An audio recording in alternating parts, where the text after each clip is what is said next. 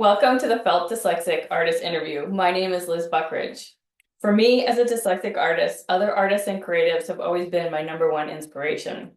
In these interviews, we talk with artists and creatives who share their stories and we gain insight into their process from inspiration to art tips, career building, and more.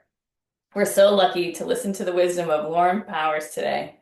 I'm so excited to hear about her past and future projects and share insights on life as an artist. Hi. Hi. Thank you for talking with us today. Thanks for being here. So I'm going to jump right in. Wait, I'm gonna stop. Okay. You're welcome. Yay! I hate that.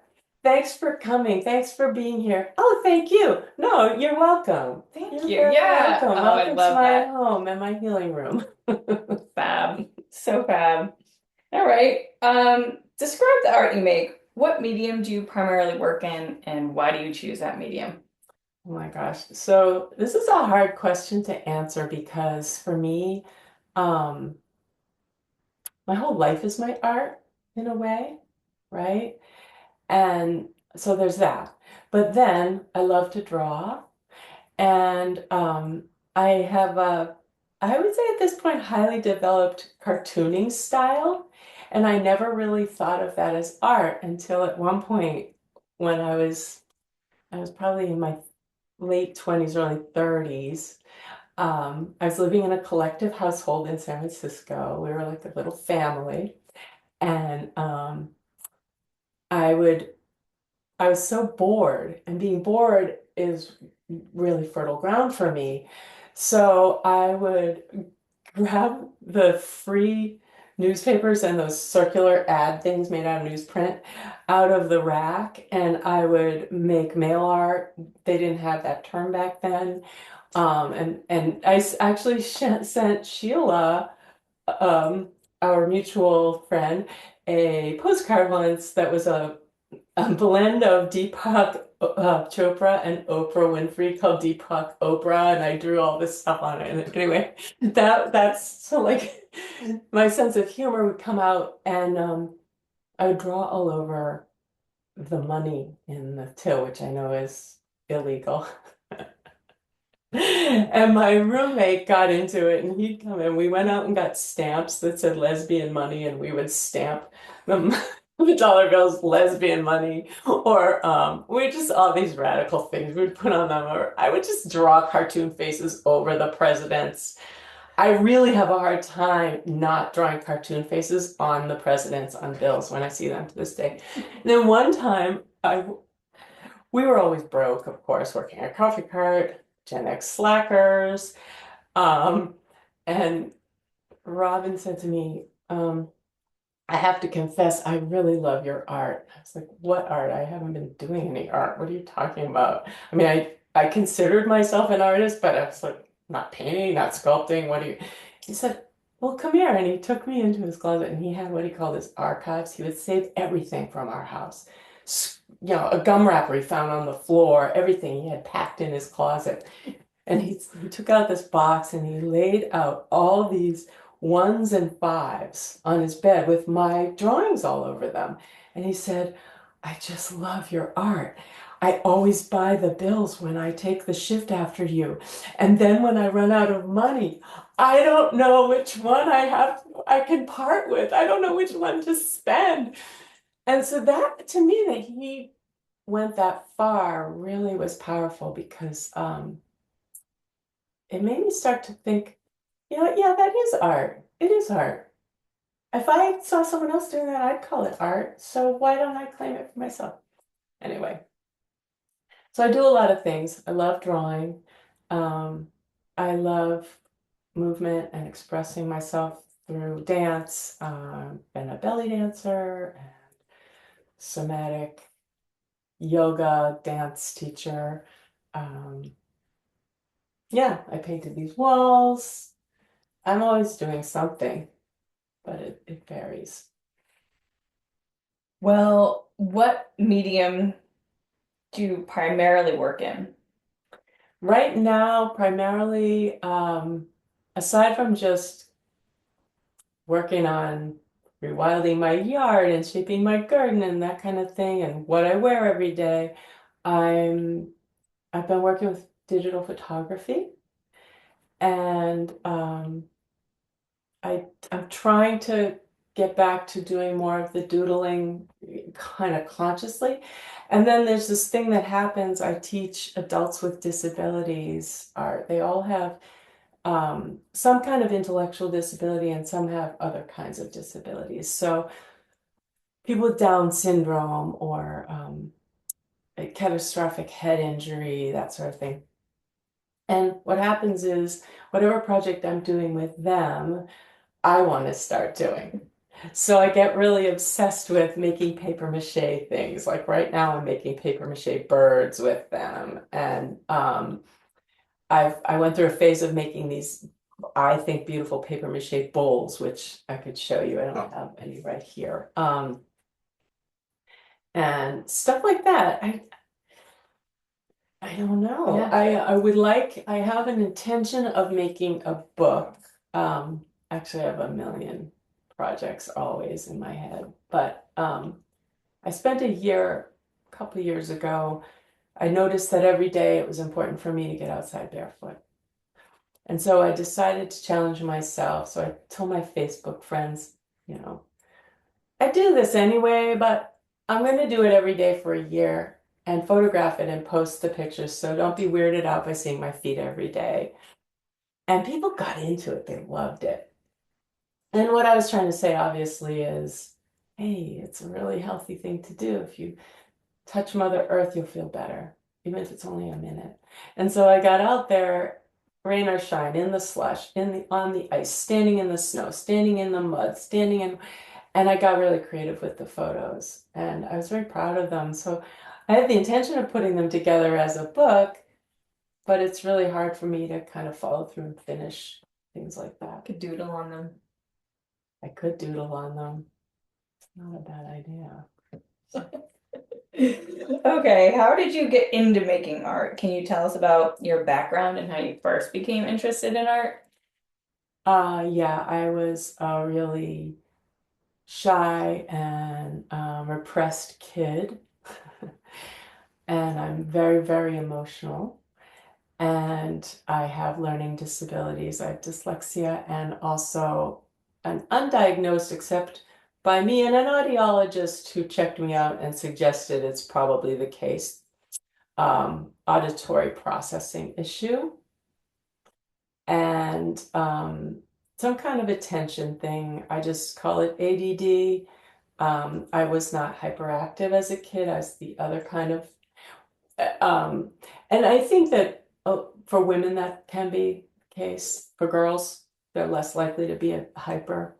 Anyway, um, my mind works very differently, and I'm really dreamy, and I'm one of these people who lives, a lot of the time I feel like the dream world and this world, or the real world, are just as real as each other. And sometimes I'm living with one foot in each. Consciously, I'm here, but I'm also dreaming. And I love that. I get into it, and it goes into my art, it goes into my drawings, it goes into my writing.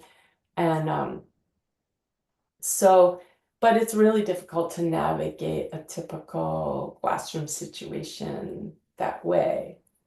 As you may know, people with dyslexia, we're intelligent. If we weren't intelligent, we couldn't be given the designation of having a learning disability, right? So our IQ is up here, and our ability to show what we know in math, or ability to excel in a certain subject, is way down here, right? And that's that discrepancy that indicates a learning disability. So it was really confusing to be the first one in the room to understand everything, and so then have my head, I think, kind of universally, kind of globally, kind of visionary. Not that I don't mean that like I'm better than everyone visionary. I just mean my thinking and my vision goes out. And so the way my mind works, I will, if you present a topic to me, my mind is already making 100,000 connections to that topic, some very personal to me and some universal. And then when you go on to the next quote logical step in the linear way of thinking, I don't follow that path. That path doesn't exist for me. So it's not obvious to me what the fuck you're talking about, right? So I'm thinking about how what you just mentioned relates to this thing my grandmother used to do, and how, oh my God, it involves the number 8, which looks like a woman's body, which is infinity on its side, which is a spider, which is, like my brain is all over the place. And they're all really fascinating connections to me, but no one else can follow that. And I can't even describe it. And so if I would ask a question and the teacher would say, let's stick to the topic.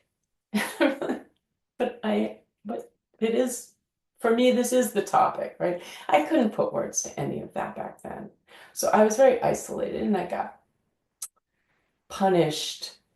I don't think they meant to punish me, but they would keep me in from recess to finish the worksheet when what would have been most important to me at that moment would have been to go outside and be by myself and throw a ball or unwrap the leaves to find the caterpillars and spiders or do something self-regulating.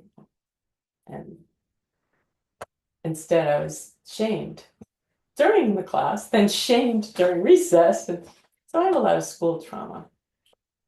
Anyway, I've forgotten the question, but I think that's great. That was about your background and how you first became interested in art. I think that answered it. So I went into art, like art was my escape and my solace and my the place where I could tell the truth and show my reality when I didn't have words for it. Same. How did you get into, well, I don't know if this, I think you kind of answered it already, but how did you get into your specific style? What themes or subjects inspire your work? I am most interested in human emotion, in what people are feeling, because I'm empathetic. And I think that's a survival tactic that Part I of developed, right? Mhm. So I don't really care what degree you have or what job you do. I'm interested in what you feel about anything, what's happening now, or anything you want to tell me about. I'm interested in the feelings. Yeah. You kind of answered this one already too, but do you consider yourself neurodivergent or neurotypical? Neurodivergent, all the way, baby. Have you faced any challenges or setbacks in your art career, and how did you overcome them? I don't have an art career because even though I'm teaching art right now, I could never take the step, jump off the diving board and put myself out there. It's terrifying to me. And I also, even when I feel ready, like the feet on the ground book, had it all envisioned, I couldn't quite, I didn't know where to go. I didn't know, I needed support. Not that I couldn't, I'm smart enough to figure it out, but it's all that tangled up, um, kind of bruised self-esteem and stuff that tells me I'm not good enough. All this sort of childhood trauma gets in the way of taking that step. So I needed hand holding, and I still do, I guess. Yeah, that's a common thing. That's why we're creating a resource hub. So you can find people to help you. I need that. Yeah, we all do. Where did you grow up? I spent my summers in this house, and which is in Manomet, which is a village in Plymouth, Massachusetts. And I went to school in Melrose, Mass. My mother had a preschool in our house. And so, which was so cool for a kid like me because I would come home and there was basically an art studio for me, like multiple easels, every paint, chalk, anything I wanted was right there. And my mom let us use it, and we were taught to clean up after ourselves, and so that was wonderful. We had a mini playground as a backyard. Our little backyard lot had jungle gym and swings and all that stuff, so that was really fun. Awesome. And I guess you just answered the second half of that question. Did you do art when you were a little kid? Absolutely, yeah, yeah. And actually, the woman who taught with my mom at her school, Carol Hersey, was and is an amazing artist, and she was a mentor for me because she didn't have a daughter, and I consider her sons my brothers. So I always she was the one more than anyone, as in the one adult I wanted to show my work to and get approval from because I loved her work and I loved her. Um, so yeah. Do you have a favorite colorway or a palette for your art? And is the colorway for your art the same or different as the colors in your house? It's funny, I've never heard this term colorway before, Just which palette. I figure that's what it meant. I thought that was a really interesting term. I I mm. So the colors I like to wear and look at are usually deep, rich, a little bit earthy or jewel tony, view exhibit A. Um, and I actually don't often go around in all black. I'm usually wearing a bunch of that kind of color. Um, when I do artwork, it sometimes expands. I'm really fascinated by things like having pastels, which I am allergic to wearing, could not bear to look at on the walls, but on paper or in a piece can be really interesting, especially when there are also this more saturated version of the same colors in little doses. Or I love like one of my favorite times to photograph is at dusk when the sky is a million shades of deep, rich blue and indigo, and the world is all dark and muted, especially when the streets are wet and you get those little pop of bright red on a vehicle or something, and little zigzags of bright neon in the wet paint. Like that combination of rich, subtle, glowing sky and bing of electric light, it thrills me. So those are the kinds of colors I like. I like lots of really primary colors together and bright saturated colors in my um, paper mache stuff, or like sort of black, white, and gray with pops of unexpected color in Um, Describe the space where you make your art. it. um, you mean my fantasy ideal space that exists only in the dream world, or do you mean what my current reality is? Like both. Okay.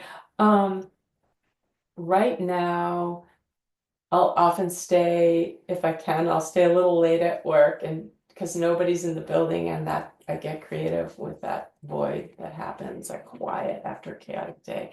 And I'm inspired by watching the guys do their work all day and then I want to do some. So sometimes I'll stay and play with the materials. Um, at home, sometimes I'll set up like I'll take over the kitchen table. I add this so I have this cartoon character, the chicken, and it's because I can't say chicken, I can only say chicken, which is a joke my friend taught me. It's so corny. Anyway, when my son was little, I was making these chickens, and I've got that, those thin sheets of foam you can get at the dollar store. So unearth friendly, but so fun to write on with markers because they're squishy and bright. I was making chickens on them and then cutting them out. And my son, I forget what it was. We had some bet going and I lost and therefore had to make 100 chickens. So I made him 100 chickens. They're in a bag in the basement. But so I, and then I had friends who were like, I want a chicken. So I would send them chickens. And then I was like, I want to just have an Etsy shop selling my chickens. But then I never did it. So sometimes it's my kitchen table, sometimes it's at work.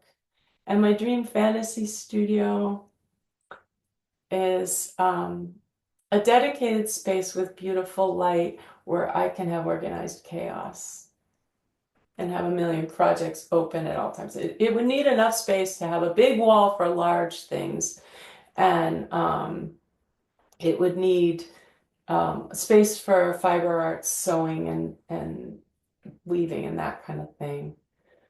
And ultimately, there would be an adjacent space. So I have this fantasy of a tower. And on the first floor is my healing space. And this tower has to be circular because round spaces are healthier and feel yummy.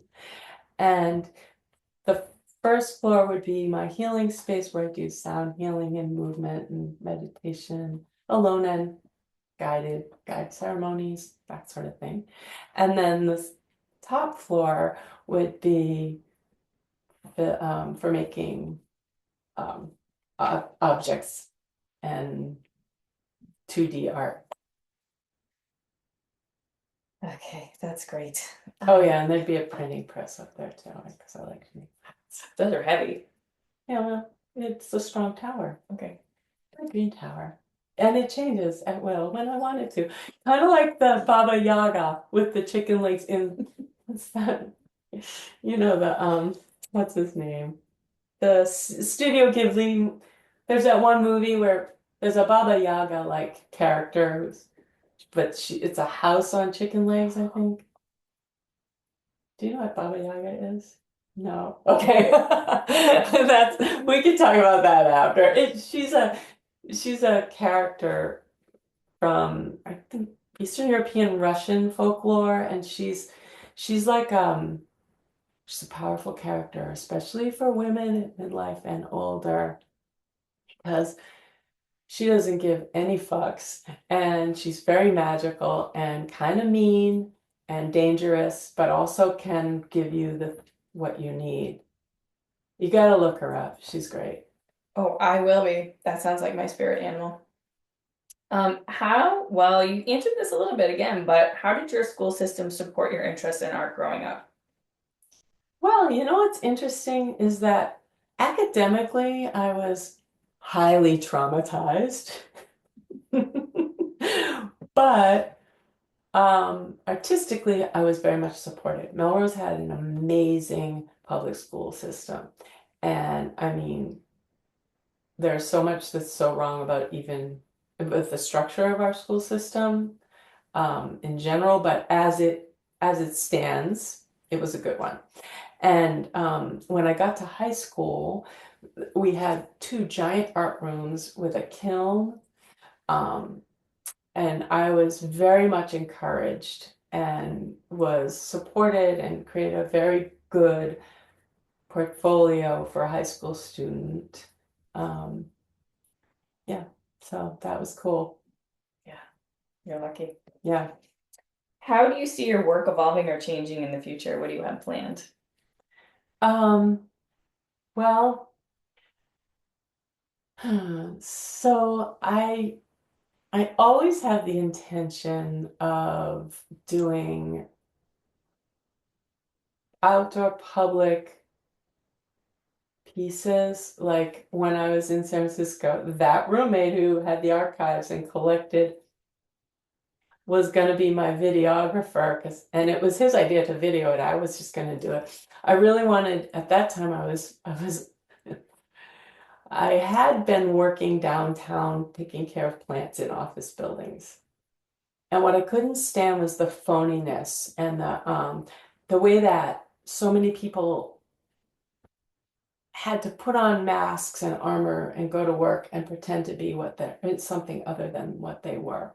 So I was like this realness warrior. I would go in the elevator and turn around and stand facing everyone and just kind of look and see how people would react. Or I would, I've always messed around with people on public transport. I used to carry clay in my pocket, plasticine clay, and I would sit down and I would just take out a piece of clay and I would fashion a dog and I would stick him on the seat and then I'd make him look at people and just see what they do. Or, just all kinds of things like that. And so um, I really wanted to create this piece called the honesty booth. And it's still with me. And I think about it all the time. I think, does it need to be honesty? Is that what we really need? Or do we need the connection booth? Or is the honesty booth kind of also the connection booth? So what the honesty booth is it's a booth kind of like Lucy from the Peanuts, like very much unsophisticated, slapped together by me and plunked down in a public space like at downtown Boston, downtown San Francisco, someplace where people are rushing around in their suits. Because one time I was on the elevator and I turned to this yuppie guy, this young guy in his suit looking very starched and very self-important. And I said to him, um, how's it going? And he's like, oh, it's okay. I said something like, man, I'm just not in the mood to be at work today. I kind of want to do something else. And he's like, yeah, I know what you mean. I said, you don't have to, you don't have to. And he said, yes, I do. And like he couldn't wrap his head around the idea. He couldn't even for 5 minutes fantasize about just relaxing into being who he was. And the exact words I used were a little different. I can't remember now. So the whole point with the honesty booth was you come, you sit, you can ask me a question and I will give you absolute 100% honesty as an answer. I might have boundaries. If you ask something personal that I'm not willing to share, I'll honestly tell you, no, I don't feel comfortable telling you that. But I'll give you honest answers because nobody was being honest. So I have projects like that are always floating around in my head, and then I kind of get scared and don't follow through, or I kind of get busy and don't follow through. Yeah. Honesty booth coming your way. Definitely Is making art an emotional process for you or a strategic process? emotional. Although if someone asks me for something, like I've been commissioned at times for whatever, someone wants a poster for something or wants something. Um, I sometimes plan out or I'll do some sketches, I'll do some thumbnails or something. But typically when it's on my own, I just hit this. It probably made a sound. Um, Total distraction moment, by the way. What the fuck? All of a sudden, these little things, everyone's on Insta going, blah, blah, blah, on my mini microphone, blah, blah, blah, with my perfect face, blah, blah, blah. I have contours and a filter on. Like, what the hell? I mean, it's kind of cool how tiny it is, and the pom-pom is intriguing, but I just kind of want to brush my face with it. Okay, so what was the undistracted question? Oh my God. Emotional or strategic process? Emotional, 100%. Okay. Um, I am so interested in what you're gonna say now. Can you walk us through your creative process from idea to finished piece? Not really. Um, so sometimes I'll just be going through life and something will strike me and I'll have to stop and make it or it's lost. And so I've always, until the cell phone, until the advent of the smartphone, I always had a notebook with me, and I've kind of gone back to having the notebook because it was the one place where all the thoughts went, and they weren't organized, except that they were naturally organized chronologically because I went from front to back, which you don't have to do, but I did. And so I would scratch down. So now I have a gazillion voice recordings. So I'm driving down the road and I'm listening to music and I get this idea and I'm like, oh my God, turn on the voice recorder. Story about a girl who blah, blah, blah, blah, blah, you know. And then I never go back and listen to them. And I have a bunch of notes in my notes app and I don't go back and look at them and create those things. So if anyone needs creative ideas, I'm your girl. I have a gazillion of them. You probably do too. You you you know it's like probably like the ideas come, um, and then it's they talk about that having the discipline to go to the studio every day no matter what. And at times when I have done that, it's been very, very difficult. Like when I've had a dedicated studio space, there have been days when I've had that fear of the blank canvas feeling, and it's been a real struggle. So if I'm feeling like, all right, I need to do something creative and I don't know what I want to do, um, I one thing I've started doing is I'm a huge fan of the artist Linda Barry. You know her? Oh my God, you have to check her stuff out. She's now a professor, but when I first learned about her work, she had a comic strip out in California. I would read it every day. And at one point, the kids in her comic strip, I love her style was so unapologetically um, unsophisticated, which made it fresh and just, I was like, I could never draw people. To me, they looked ugly. Sorry, Linda, I love you so much, but that was my impression. Um, and I was like, how, what? But I was fascinated by the rawness. They reminded me of the kids I grew up with in my neighborhood in Melrose.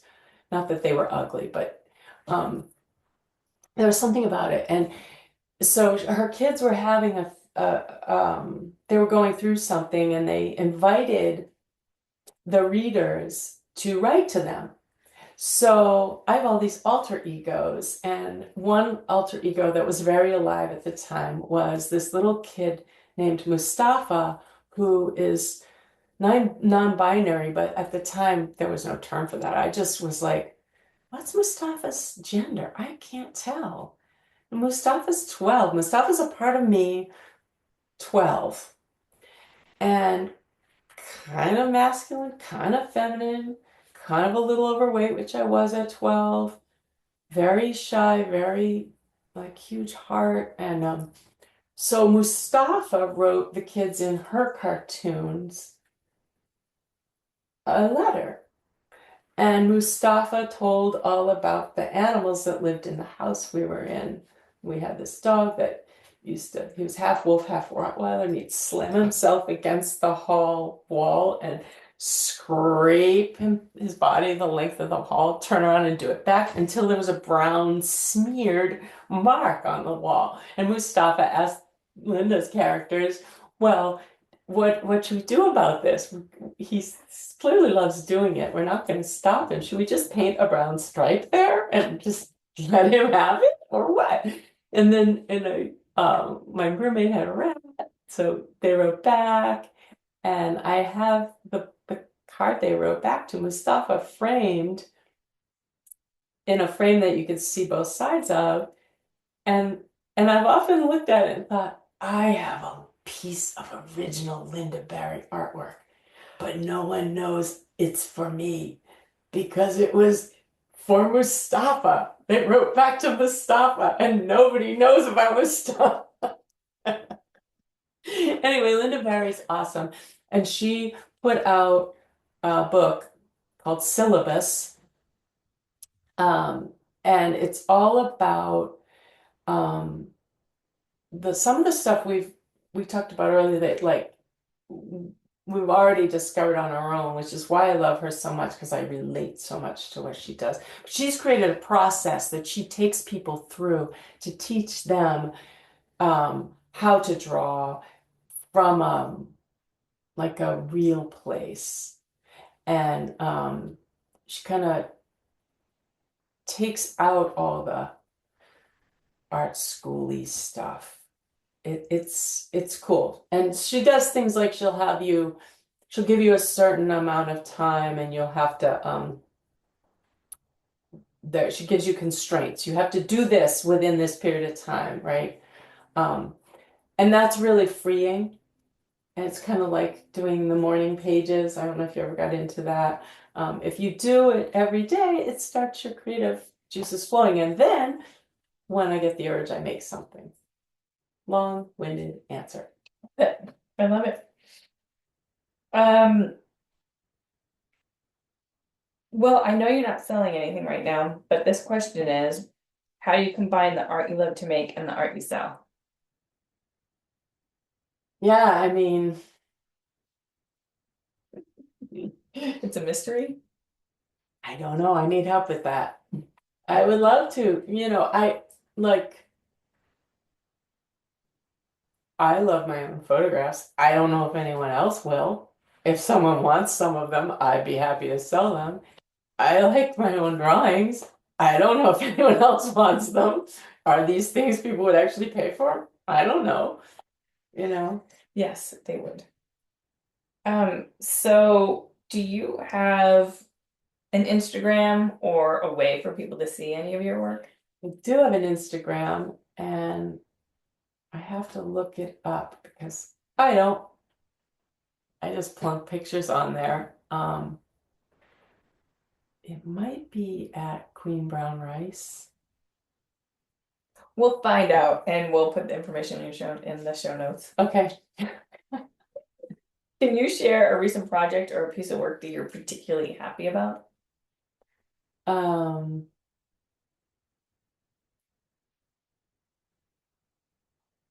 do I have anything Well, I think right that you at kind of told hand? us a little bit about I your love this grounding with your room. feet. Yeah, So, the and grounding, and I love these walls. I yeah. love the process it took me to put layers and layers and layers of glaze, and I just created my own way of doing it. I just made it up. I didn't look up how to do such and such. And it took months and it was therapeutic, and I want to continue and do the whole house because I love the work of Antonio Gaudí, the Spanish architect. I love how all his buildings were, um, they're undulating. They're like they grew out of the earth, like sand castle, drip castles and stuff. And I want my space to feel that way to me. So yeah, so this is a piece I could share. How do you stay motivated as an artist? I don't need to stay motivated because it's just how I am in the world. It's just sort of part of how I stay sane. Yeah, I think you kind of answered that already. Yeah. Are there any artists or creatives who influenced or inspired your work? Tons. Yeah. Like Antonio Gaudí. Yeah. When I was a young teen, my mom got me a book on Frida Kahlo. So she was a lifelong influence. My dad collected signatures, and he loved, oh my God, I just had a dysnomia moment. You'll remember in a minute. Salvador, no, Oh. not Salvador Dali. Actually, his work kind of irritates me. Um, well, I'll tell you why. Because the art world is so patriarchal. And this is part of why I didn't go into making art for a living, because I graduated from school in the 80s and I looked around and I saw, sure, the Guerrilla Girls were out there trying to change it, but I saw that it was men who were getting the attention. And there were kids in my program who were maybe as talented as I am, maybe even less than me or other women. I won't put myself as like, I don't think I'm the best artist ever, but you know when you're better at doing something than the next person, and I'm not saying they shouldn't keep doing it. And I don't even really believe in judging someone's work, but in terms of technical skill, which is what the art school valued. And some of these guys were just being worshipped and put on pedestals. And I thought, this is because they're men. And when a man shows a kind of sensitivity and creativity that comes naturally to most women, it's surprising. And so it's delightful. Oh my God, look at this very unusually creative man. I mean, all of this is our social constructs. Men are creative beings and feeling beings. I'm not saying they're not, but according to the roles we're given, right? So I just got really discouraged and pissed off about it. And just kind of said, no, I'll do it for myself. I'll do other things. I get it. What advice would you give to an aspiring artist looking to pursue a career in the arts? I'd say it's hard because part of me wants to say give them all kinds of support for how to get into a good art school. But then another part feels like art schools kind of ruin us in some ways. So I think I would say do what you do and trust that it has value. Some of the most amazing artists I know did not go to school, like my friend Michael, who made this painting. He's one of the artists. It's a multimedia piece. I love his drawings. He's one of the guys I teach. And by teach, I mean I give him materials and kind of give him a little guidance. Um, like, here's what we're doing today, and then let them go. He just magically comes up with these amazing things because they come out of him. So I would say just keep doing what you love and just trust that it has value in the world. Which is advice I need from this. I need to hear, oh, there's a deer outside. Oh my God. Yeah, I'm not at all distractible. What is your favorite book, movie, song, podcast? Oh God. Okay, so book, don't even, I'm gonna have to come back to that. Um movie, Princess Mononoke. And my favorite antidepressant movie is Grease, because it always makes me, it just lifts my heart. And books are absolutely too numerous to list. I like really, I like deep dives. I want stories where I like novels about the human experience. I love preteen novels because emotion's a big part of them. I love really well done, like well written fantasy sci-fi stuff. I don't like poorly written, cheesy, corny stuff. Specific books, I can't. There are too many. There are just too many. Songs? Songs. That's another one. Changes all. I love Beautiful Chorus, the group, when I need to feel grounded and connected to spirit. I love, I don't have a particular favorite song. I like all different genres. It's a mood thing. And Podcasts? podcasts, what I listen to the most right now are We Can Do Hard Things. just Glennon Doyle, Abby Wambach, and Glennon Doyle's sister, whose name I'm so sorry, I'm blanking right now. I like them because um, they share their process.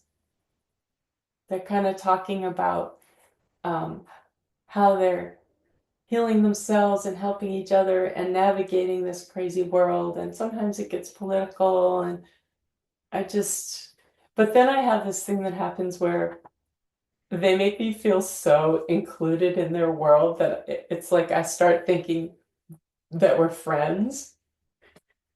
And I feel really devastated when I realize that I can't just call them up and say, yeah, you know that thing you said the other, like they don't know me and they're anyway.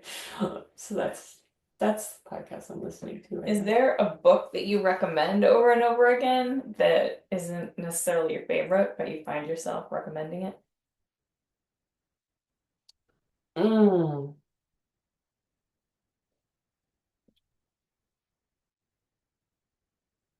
It depends on the context, Yeah. right? So, like, if someone wants something meditative, the work of Mark Nepo is really beautiful and helpful, I think, to a lot of people. Oh my God, I can't. There are too many. No, that's Too enough. many. I guess Linda Barry would be for artists. I would say check out Linda Barry. She's amazing. Yeah. And What do you want to talk about that I didn't ask? hmm.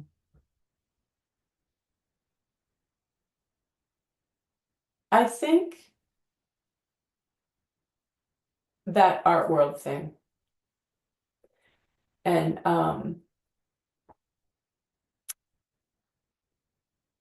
I wish the world in general understood out loud and in institutions how important art in all its forms, and everybody's art. And I think good art is the art that touches you in this moment, right?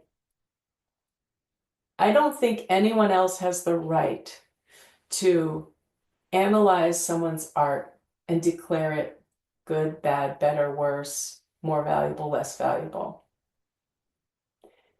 And no art is for everyone. So why are we still worshiping the quote unquote great masters? Why? Because we've had it shoved down our throat that they're the great masters. Is their art valuable? Of course it is. It's art. Someone made it. It meant something to them and it moves people. Is a piece more valuable if it moves millions of people than the piece that only moves one? No, it isn't. It isn't more valuable. The Mona Lisa is not more important than something my next door neighbor's grandson made. Um, I disagree with that. I understand that to sell things, we have to put a price on them, but I don't like that there's a market. And I think this, I started thinking about this at college because I was one course away from getting a minor in art history, and I had to quit because I was so tired of listening to white men get up and tell us what an artist thought 200 years ago when they painted something, as if they had any way of knowing. I hated listening to them authoritatively tell us what to like, what to value, what to respect, what not to, as if they, and most of them weren't artists themselves. So I kind of felt like you're a wannabe. You don't have the balls to do the hard work, to keep trying and making things and letting people see you doing that. But you can get up here and judge all these other people's, like that just infuriates me to this day. So that. And I think, people say if you can sing, if you can make sound, you can sing. If you can move any part of your body, you can dance. If you can make a mark on a page, you can draw. Even if you're using the crook of your elbow to hold the pencil or your foot. And I spend a lot of time drawing with my left hand, drawing with my feet, drawing with my mouth, trying to get that freshness back that was destroyed by being told how to critique work. So, yeah, that's what I want to say. I love that. Thank you so much. You're welcome. Yeah. Thank you for letting us into your home. It's awesome. I love this space. And I felt inspired for sure. You're Thank very you. inspirational. Oh, it's Yeah. amazing to hear. Yeah, much love. You too. And Thanks we'll so see you next time. All right. Yay!